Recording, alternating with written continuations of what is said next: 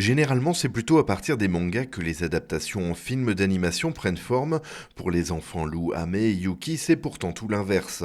Après avoir séduit plus de 200 000 Français au cinéma, Kazé a édité l'histoire en 3 volumes, juste ce qu'il faut pour retranscrire l'évolution d'Anna, la mère, pendant les 13 ans du récit. Donc Ameyuki, les enfants loups, c'est l'histoire d'une adolescente qui est dans une ville à Tokyo, qui est en train de faire ses études, et elle va rencontrer un homme assez mystérieux dans sa classe, un jeune garçon de son âge, et elle va tomber amoureuse de lui. Et donc lui, ça va être réciproque, et plus ils vont apprendre à se connaître, et il va lui dévoiler un secret, parce qu'on va remarquer qu'il est assez distant avec elle et qu'il cache quelque chose. Et donc au bout d'un moment, il va lui dévoiler qu'il est mi-homme, mi-loup, qui détient ça donc de sa famille, ses ancêtres. Il est né d'une femme et d'un loup. En imaginant cette mystérieuse descendance des loups de Honshu, une sous-espèce japonaise officiellement éteinte depuis 1905, Mamoru Hosoda, le réalisateur, s'approche du thème phare d'Hayao Miyazaki, celui des interactions entre l'humanité et la nature. 2 ans après la formation du couple femme et loup vient la naissance de Yuki, une petite fille hybride au caractère bien trempé. Heureusement que tout s'est déroulé sans problème. Oui. Ce que j'aime beaucoup dans ce manga, aussi bien que dans le film, c'est qu'on voit aussi assez la réalité.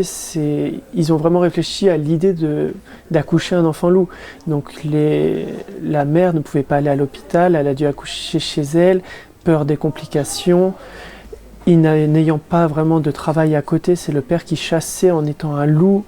Donc ils ont beaucoup réfléchi sur l'aspect social, j'ai trouvé super intéressant et attachant. Et ça a vite enchaîné, le printemps suivant, ils ont eu un deuxième enfant, donc Amé, le petit garçon. De nature très effacée, le personnage d'Amé tranche avec sa turbulente sœur Yuki, de quoi créer des difficultés, notamment pour leur éducation. D'autant que très tôt après la naissance du cadet, le père meurt accidentellement sous forme de loup, laissant Anna seule pour s'occuper des enfants. Elle décide donc de s'installer à la campagne pour cacher le secret familial. Et donc les enfants seront dans un milieu beaucoup plus naturel pour eux, qu'ils aimeront. Et on va très très vite décerner la personnalité des 2 enfants. Donc la fille plutôt très téméraire, hargneuse, qui va vraiment aimer et avoir du caractère. Et à l'inverse, le jeune garçon qui sera plutôt tout l'inverse, timide, frêle. Ils ont un comportement plutôt opposé à leur sexe. Manquant de se noyer en chassant un martin pêcheur, le jeune garçon semble de plus en plus attiré par le côté sauvage, au contraire de sa sœur qui désire s'intégrer parmi les humains.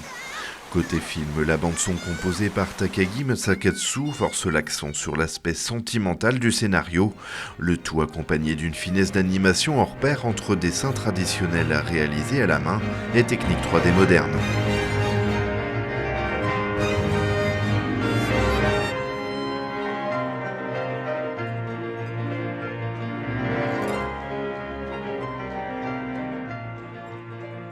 J'ai trouvé que les dessins et donc l'animation étaient super bien mis ensemble. À un moment, une scène qui a beaucoup marqué, qui a été reprise sur internet, c'est par exemple le loup qui se met à courir et à s'évader dans un buisson derrière. Et c'est une scène culte parce que c'est vraiment l'évasion du fils, la liberté pour lui. Et je trouve que la scène est super bien mise en valeur. On arrive à décerner l'émotion du personnage qui est lui en 3D. Et le dessin est quand même super bien réalisé. Il disparaît dans le décor assez naturellement.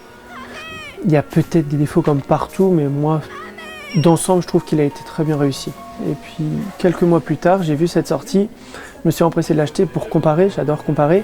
Le manga est super bien fait, les dessins sont, par rapport à d'autres mangas qui sont tirés de films ou d'animation aussi, je trouvais que là, c'était vraiment représentatif. Les traits sont assez fins, sont bien aboutis. On sent vraiment que l'inspiration du dessin, le film a dû être regardé plusieurs fois, beaucoup même. La force de cette œuvre, c'est aussi la diversité des thèmes abordés comme l'intégration, l'acceptation de soi, la destinée ou encore la mort. Un appel lancé face à l'archétype de l'enfant japonais contraint au travail forcé pour mener à bien sa scolarité, où la voix de l'enfant dépasse la vision parentale. La liberté, c'est pas ce qu'on a le plus là-bas, et c'est rare de pouvoir faire ses propres choix, et eux, au contraire, ils ont une totale liberté et la mère va vraiment se plier en 4 pour que ça soit vraiment leur vie la plus belle possible. Pour moi, donc le message du film, ça serait suis ta voix et va vraiment où tu te sens le mieux. Parce que c'est un des messages que laisse le père entre guillemets avant sa mort. Il dit à la mère, quoi qu'il soit, peu importe s'ils ne sont pas vraiment humains, si ma fille veut devenir boulanger, infirmière ou quoi que ce soit, laisse-les faire leurs rêves et vivre ce qu'ils veulent.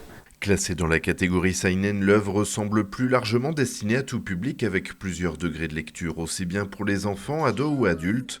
Et après le succès des Enfants loups en 2012 et des bons résultats de Summer Wars en 2009 et La Traversée du temps en 2006 du même réalisateur, le studio Shizu s'est associé à Gaumont pour le dernier film en date, The Boy and the Beast, sorti en décembre 2015.